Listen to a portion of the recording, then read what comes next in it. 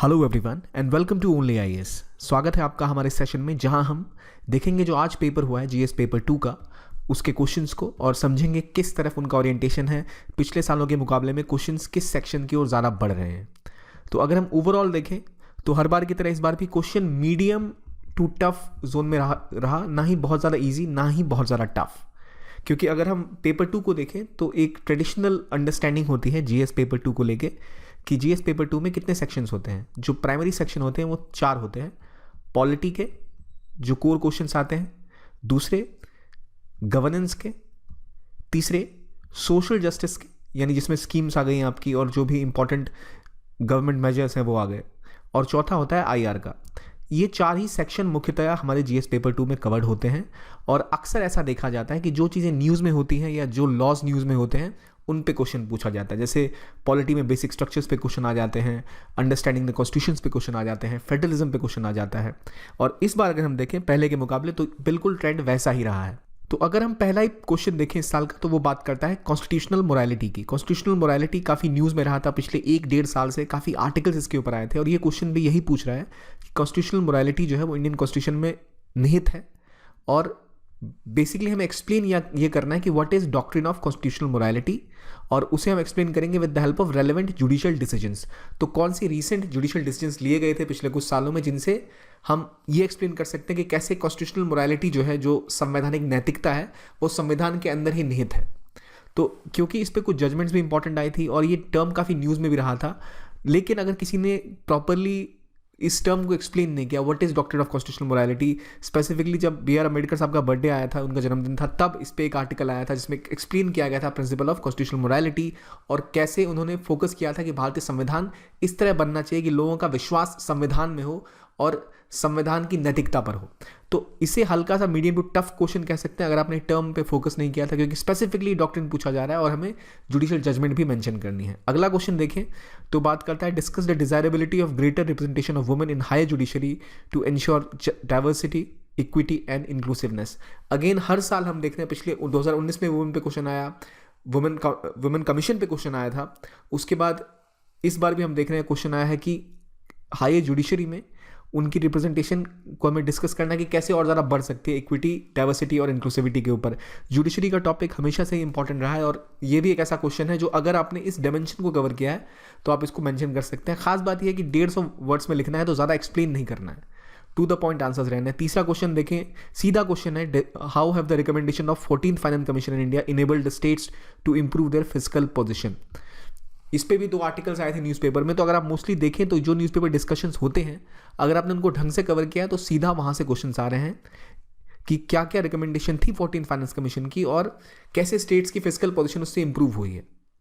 तो आपने economic survey अगर पढ़ा था तो उसमें भी इसके ऊपर कुछ पॉइंट्स थे। अगला क्वेश्चन देखें तो यहाँ बात हो रही है कि पार्लियामेंट कैसे इंश्योर कर सकती है या किस हद तक इंश्योर कर पाई है accountability of executive in India. मतलब भारत में जो संसद है वो किस हद तक कार्यपालिका की जवाबदेही को सुनिश्चित कर पाई है। तो यहाँ खास बात यह है कि पूछा गया इन योर व्यू, तो आपका व्यू अगर हाँ बहुत ज़्यादा लेवल तक है, येस या नो में है, तो उसके हिसाब से अपने पॉइंट्स आप यहाँ रख सकते हैं।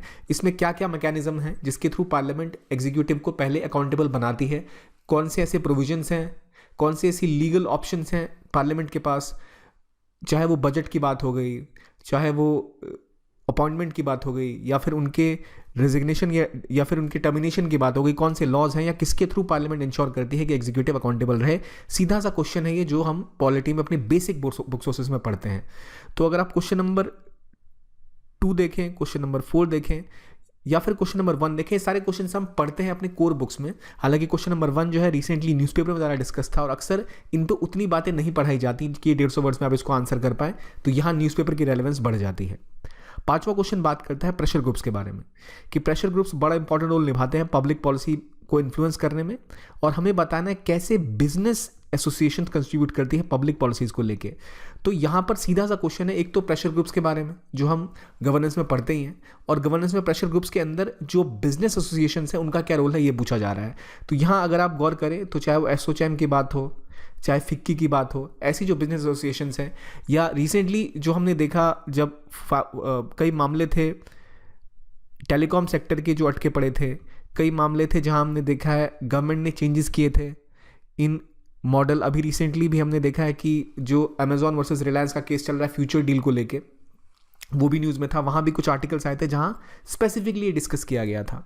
तो हम यहाँ देख रहे हैं कैसे इनका रोल रहता है और इसको सिंपली मेंशन करना था। तो वही बात है कि अगर आपने प्रेशर ग्रुप्स हर कोई पढ़ता है, पर आपने अगर बिजनेस एसोसिएशंस के प्रेशर ग्रुप्स, जो बिजनेस प्रेशर ग्रुप्स हैं, उनको फोकस किया है तो ये क्वेश्चन बन सकता था, क्योंकि अगेन 150 वर्ड्स का आंसर है, तो ज़्यादा टाइम नहीं आपको एक्सप्लेन करने का, टू द पॉइंट रहना था, उनको एक्सप्लेन करना था।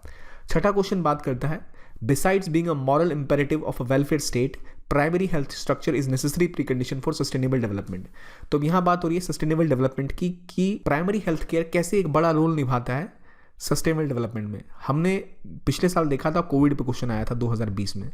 इस साल हमने देखा है फिर एक बार, कोविड अभी जारी है और प्राइमरी हेल्थ केयर का बड़ा रोल था इसमें। और जो आपके SDG गोल्स हैं उनमें specifically primary health care centres के ऊपर फोकस किया गया। तो वहाँ बेसिक सा क्वेश्चन आया कि प्राइमरी हेल्थ केयर सेंटर्स जो हैं, स्ट्रक्चर्स हैं, क्यों इंपॉर्टेंट है सस्टेनेबल डेवलपमेंट के लिए, हेल्थ की पूर्ति के लिए। तो वहाँ से आप इसको बिल्ड कर सकते हैं।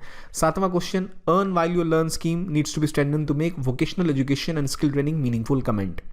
सीधा आपको टिप्पणी करने कहा गया एक स्कीम के ऊपर। तो अगर आपने स्कीम पढ़ी है तो आप इसको इजीली आंसर कर सकते हैं, लेकिन अगर आपने ये earn while you learn scheme को नहीं पढ़ाई, आपने मिस कर दिया, तो ये क्वेश्चन आपसे बिल्कुल भी नहीं बनेगा। तो बहुत ही मैं इसको टफ कैटेगरी में रखूंगा, क्योंकि अगर आपने नहीं पढ़ा है तो आप इसमें तुक्केबाजी करेंगे तो वो शायद सेट ना हो। अगला क्वेश्चन देखिए 8वां, can the vicious cycle of gender inequality, poverty and malnutrition be broken through micro financing of women SDG। पिछले साल भी माइक्रो फाइनेंसिंग पर क्वेश्चन आया था कि कैसे वो पॉवर्टी के लिए एक वैक्सीनेशन का काम कर सकती है, गरीबी को सुधारने के लिए। अगर आपने पिछले साल क्वेश्चन एनालाइज किया था, माइक्रो फाइनेंसिंग को पढ़ा था, तो इस बार आप इसको इजीली आंसर कर सकते हैं। कैसे जो वुमेन सेल्फ हेल्प ग्रुप्स हैं, जो अगेन गवर्नेंस के अंदर हम इसको पढ़ते हैं, सोशल जस्टिस के अंदर हम पढ़ते हैं इसको, कि कैसे उनका इस्तेमाल यहाँ किया जा सकता है। और इसके लिए आप कुछ जो एग्जाम्पल्स है वो दिखा सकते हैं माइक्रो फाइनेंसिंग इंस्टीट्यूशंस के, वुमेन जो सेल्फ हेल्प ग्रुप्स के, कैसे उन्होंने काम किया सेक्टर्स में, क्योंकि कई सारे स्मॉल माइक्रो फाइनेंसिंग ग्रुप्स हैं और सेल्फ हेल्प ग्रुप्स हैं जिनको मदद की गई, तो उन्होंने बड़े स्केल पे काम किया है। 9वां क्वेश्चन बात करता है पिछले कुछ डिकेड्स में कि एशिया की ग्रोथ स्टोरी की बात थी, लेकिन अगले कुछ में हम देख सकते हैं अफ्रीका की ग्रोथ स्टोरी को। तो इसमें हमें बताना है explain India's influence in Africa. तो अफ्रीकन राइज की बात अब चल रही है, पहले एशियन स्टोरी बहुत दिनों तक चलती आ रही है, बात कर रही है अगला जो स्टेप है ग्रोथ का वो होगा अफ्रीका में। तो ये IR का क्वेश्चन है, स्पेसिफिकली पूछा जा रहा है कि इंडिया का क्या इन्फ्लुएंस है अफ्रीका में। 150 वर्ड्स का आंसर है। इसमें आपको मेंशन करना है रिसेंटली भी जैसे हमने देखा कि इंडियन प्राइवेट सेक्टर बहुत ज़्यादा इन्वॉल्व है अफ्रीका में, चाहे एयरटेल की बात करें, चाहे टाटा की बात करें, चाहे बजाज की बात करें, बहुत ज़्यादा इन्फ्लुएंस है उनका। फिर गवर्नमेंट के अपनी मेजर्स कौन कौन से हैं, किस तरह से इंडिया ने अफ्रीका में एक चाइनीज़ जो इन्फ्लुएंस है, चाइना कोशिश कर रहा है लगातार पब्लिक सेक्टर के थ्रू, उनकी बड़ी बड़ी कंपनीज जो है डेट डिप्लोमेसी कर रही है, चेकबुक डिप्लोमेसी कर रही है, उसके मुकाबले इंडिया किस तरह से वहाँ पे खड़ा है, कैसे इंडिया ने अपने आप को इन्फ्लुएंस किया है, उसका सीधा आंसर है। और इंडिया ने कोविड के टाइम में भी अपनी आउटरीच को बढ़ाया है अफ्रीका में। 10वां क्वेश्चन अगर हम देखें तो US is facing existential threat in the form of China that is more challenging than erstwhile Soviet Union, explain. तो सिंपल सा क्वेश्चन है कि पूछा जा रहा है कि चाइना कैसे सोवियत के मुकाबले, यानी रशिया जो भी है पहले USSR हुआ करता था, उसके मुकाबले बड़ा चैलेंज है USA के लिए। तो यहाँ सीधी सी बात है, USSR की इकोनॉमी स्ट्रांग नहीं थी, चाइना की इकोनॉमी बहुत स्ट्रांग है, वो अलग अलग लेवल पे कम्पीट कर रहा है USA से। तो ये पॉइंट आप मेंशन बिल्कुल कर सकते हैं। और अगर हम अगला क्वेश्चन देखें, वहाँ बात हो रही है जुरिसडिक्शन ऑफ CBI की। अब CBI FIR लॉन्च कर सकती है, किसी स्टेट में जाके क्वेश्चन कर सकती है अथॉरिटीज़ को, लेकिन स्टेट्स भी CBI को अपनी जो कंसेंट है उसको विदहेल्ड कर सकते हैं। अब बताना है आपको इसके हिसाब से कि इंडिया का फेडरल कैरेक्टर कैसा है। 250 वर्ड का क्वेश्चन है। और वेस्ट बंगाल में स्पेसिफिकली हमने देखा था ये मुद्दा बहुत उछला था जब CBI को भेजा गया था कुछ जो पुलिस ऑफिशियल्स हैं उनकी इंक्वायरी के लिए, सीनियर ऑफिशियल्स की, और वहाँ से उन्होंने कंसेंट वापस ले लिया था। उसके बाद कई राज्यों ने अपना कंसेंट वापस ले लिया। तो अगर आपने उस टाइम में CBI एक्ट को पढ़ा था, CBI एक्ट तो नहीं है, पहले बताइए CBI किस एक्ट के अंदर काम करता है? दिल्ली पुलिस स्पेशल एक्ट के अंदर काम करता है। वो आपने बेसिक्स को कवर किया था और न्यूज़पेपर आर्टिकल्स कवर किए थे, तो क्वेश्चन आंसर किए जा सकते थे। तो फिर वही बात है, अगर आपने न्यूज़पेपर्स को ढंग से पढ़ा है तो ये क्वेश्चन आप इजीली सॉल्व कर सकते थे। 12वां क्वेश्चन अगर आप देखें तो यहाँ बात हो रही है ह्यूमन राइट्स कमीशन की, कैसे उन्होंने ह्यूमन राइट्स को बचाने में भारत में बड़ा रोल निभाया है, लेकिन वो अक्सर जो माइटी और पावरफुल हैं, जो बड़े और शक्तिशाली ग्रुप्स हैं, उनके खिलाफ काम करने में असफल रहे हैं। तो उसके पीछे क्या कारण है? Human rights commission again social justice में और गवर्नेंस में एक इंपॉर्टेंट टॉपिक है जिस पे क्वेश्चंस हर 2 साल पे एक क्वेश्चन आ जाता है इनडायरेक्टली। तो अगर आपने एनालाइज किया तो यहाँ भी वो क्वेश्चन बनता है कि क्या स्ट्रक्चरल फ्लॉ है, क्या इनका लिमिटेशंस हैं, चाहे वो फंडिंग के लिमिटेशंस हो, चाहे वो सेक्रेटेरिएट की लिमिटेशन हो, वर्कफोर्स की लिमिटेशन हो, या फिर इनकी इंप्लीमेंट नहीं कर सकते कुछ उसकी लिमिटेशंस हो। 250 वर्ड का क्वेश्चन है। Again it's an easy category because अक्सर हमने देखा है कि ह्यूमन राइट्स कमीशन पे फोकस किया जाता है। 13वां क्वेश्चन एनालाइज कर रहा है distinguish features of right to equality in the constitution of the USA and India. याद रखिए कंपैरेटिव एनालिसिस अक्सर पूछा जाता है। हमने देखा था पिछले साल भी शायद एक फ्रांस का ऑप्शन था 2019 में, जहां पूछा गया था कि फ्रांस क्या सीख सकता है भारत के सेक्युलरिज्म से। हमें ब्रिटिश और इंडियन कॉन्स्टिट्यूशन की कंपैरिजन पे क्वेश्चंस आते हैं, उनकी जुडिशरी को कंपेयर करने कहा जाता है। तो ये टॉपिक हमेशा से क्वेश्चन लाता है, इस बार भी क्वेश्चन है। इस बार राइट टू इक्वलिटी पे क्वेश्चन किया गया इंडिया और यूएसए का। एक बेसिक सा क्वेश्चन है जो आप अपनी बेसिक टेक्स्ट बुक्स में पढ़ते ही पढ़ते हैं, जो ईजी कैटेगरी का क्वेश्चन है ये, क्योंकि 250 वर्ड्स का है और हम इसको कवर ऑलरेडी करते हैं न्यूज़पेपर्स एनालिसिस में भी और बेसिक टेक्स्ट बुक में भी।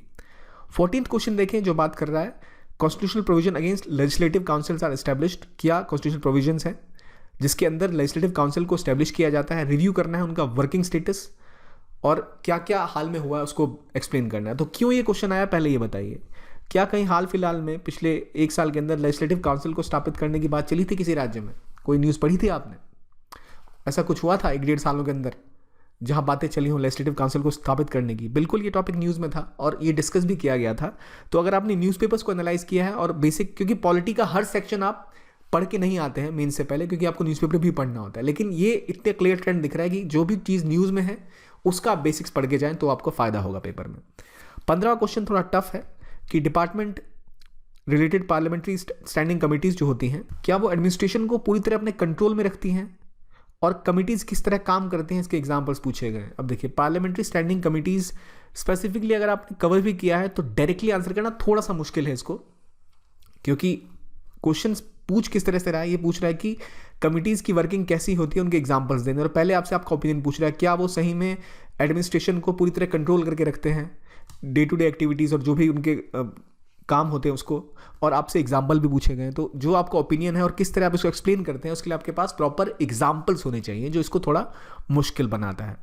मगर ये भी न्यूज़ में था और एक बेसिक बुक टेक्स्ट में अगर आपने कवर किया तो वहीं से इसके आपके फोल्डर या कंटेंट आपको मिलता। 16वां क्वेश्चन अगर हम देखें जो बात कर रहा है डिजिटल इलिटरेसी के बारे में, तो कहा जा रहा है कि एक तो डिजिटल इलिटरेसी है रूरल एरियाज़ में, और दूसरी बात वहाँ पे आपके पास इंफॉर्मेशन कम्युनिकेशन टेक्नोलॉजी की भी प्रॉब्लम है, वो पहुँच नहीं पा रहे हैं सोशियो इकोनॉमिक डेवलपमेंट की वजह से। तो क्या जो ये है सोशियो इकोनॉमिक डेवलपमेंट वो जो रुक रही है क्योंकि इंफॉर्मेशन टेक्नोलॉजी और कम्युनिकेशन डिवाइसेस वहाँ पहुँच नहीं पा रहे, और डिजिटल लिटरेसी भी है। अगर आपने मोबाइल पहुँचा दिया तो कितने लोग लिटरेट हैं, कितना इसका इस्तेमाल कर पा रहे हैं, और किस तरह से वो और ज़्यादा समस्या खड़ी कर रहे हैं सोशियो इकोनॉमिक डेवलपमेंट होने में रूरल एरियाज़ की। एक टॉपिक है जिस पे लगातार 2-3 सालों से क्वेश्चन आ रहे हैं आईसीटी पे, इस साल भी रिपीट हुआ, तो वही प्रीवियस अगर आपने एनालाइज किया है तो इस टॉपिक पे आपको आंसर्स मिल ही जाएंगे। 17वां क्वेश्चन बात करता है कि हालांकि महिलाओं ने इंडिपेंडेंस के बाद कई क्षेत्रों में बड़ा रोल निभाया है, लेकिन जो भी उनके प्रति सोशल एटीट्यूड है, सामाजिक भावना है, और जो फेमिनिस्ट मूवमेंट है उसके खिलाफ भी एक पैट्रियार्कल माइंडसेट रहा है, एक पैट्रियार्कल अप्रोच रही है। तो हमसे स्पेसिफिकली पूछा गया है वुमेन एजुकेशन और वुमेन एम्पावरमेंट स्कीम्स को छोड़ के क्या क्या स्टेप्स लिए जा सकते हैं ताकि ये एटीट्यूडनल चेंज आए, ये पैट्रियार्कल माइंडसेट टूटे औरतों के, महिलाओं के प्रति जो भारतीय समाज में रहा है। तो स्पेसिफिकली पूछा गया कि भाई आप वुमेन एम्पावरमेंट स्कीम और वुमेन एजुकेशन के बाद हट के बात करिए। तो वुमेन टॉपिक पे जैसे एक क्वेश्चन ऑलरेडी हमने देखा, पिछले साल भी आ चुके हैं 2 क्वेश्चन। हर साल वुमेन रिलेटेड स्कीम्स पे, वुमेन रिलेटेड इश्यूज़ पे क्वेश्चंस आते हैं पेपर 2 में। तो अगर आपने वुमेन रिलेटेड स्कीम्स को पढ़ा है यहाँ आप आंसर कर सकते हैं, पर गलती ये है कि आप वुमेन एम्पावरमेंट या एजुकेशन पे आंसर नहीं कर सकते। तो इसके अलावा क्या शिफ्ट हो सकते हैं जिससे आप जो सोशल एटीट्यूड है पैट्रियार्कल उसको बदल सकते हैं। तो क्या आप इस पर सोच सकते हैं, इस पर क्वेश्चन पूछा गया। सोसाइटी ओरिएंटेड क्वेश्चन है, सोशल जस्टिस अगेन का टॉपिक है जहाँ से इसको आंसर किया जा सकता है, और कई सारी स्कीम्स और मेजर्स हैं जो लिए जा सकते हैं। 58वां क्वेश्चन बात करता है can civil society and NGOs present an alternative model of public service delivery to benefit the common citizen, discuss the challenges in alternative model. कौन से ऐसे और मॉडल्स हो सकते हैं जिसके थ्रू सिविल सोसाइटी और एनजीओज जो हैं वो नागरिकों तक सेवाएं पहुंचा सकते हैं, क्योंकि सरकार कई जगह पहुंचाने में सक्षम नहीं है। तो कौन कौन से चैलेंजेस हो सकते हैं इसके, तो आपको कौन से एग्जाम्पल्स याद आ रहे हैं जहाँ पर कुछ ऐसा किया गया जिसके थ्रू जो सिविल सोसाइटी है, एनजीओ, उन्होंने रोल निभाया है? चाहे आप बात कर लें कोविड के केस में आपने क्या देखा, या फिर ट्रैफिक कंट्रोल के केस में हमने क्या देखा है, या फिर कई जैसे डिजास्टर मैनेजमेंट आता है या जहाँ पर फाइनेंसिंग की सुविधा नहीं होती, वहाँ पर क्या क्या रोल निभाया एनजीओज़ ने और सिविल सोसाइटीज़ ने। कुछ जो हम सिविल सोसाइटी जब पढ़ते हैं तो स्पेसिफिकली टॉपिक्स पढ़ते हैं जिसके अंदर ये चीज़ें कवर की जाती हैं। तो ये अगेन अगर आपने वो टॉपिक रिवाइज किया है तो आप इसको ईजिली आंसर कर सकते हैं, अगर नहीं तो आपके लिए मुश्किल हो सकती है। अगला क्वेश्चन बात करता है critically examine the AIIMS and objectives of SCO. अब संघाई कोऑपरेशन से ऑर्गेनाइजेशन का क्वेश्चन है ये, सीधा सिंपल।